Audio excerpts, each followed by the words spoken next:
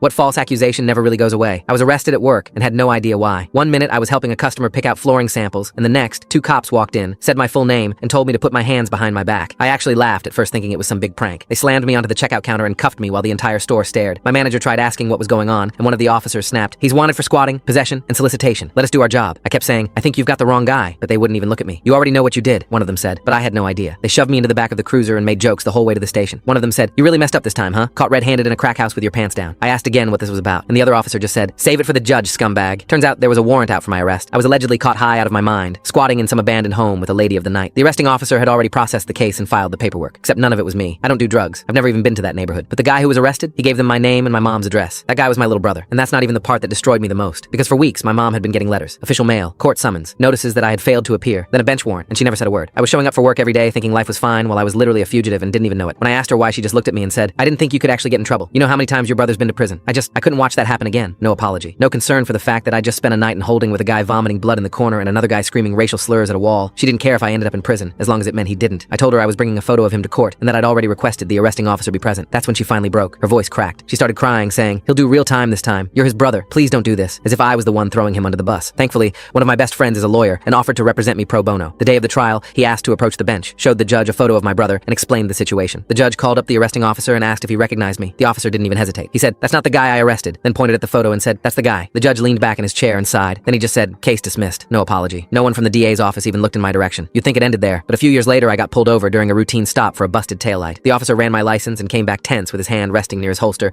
and said I needed to step out of the car. He informed me there was a federal flag on my name and that someone using it had open warrants in another state for identity fraud and substance trafficking. He asked if he could confirm I was who I said I was by having me lift my shirt and show I had no tattoos. It was freezing, but I did it and then he let me go. So I do know he's out there somewhere, still using my name like it's his own, probably getting me into more trouble I'll hear about in the future.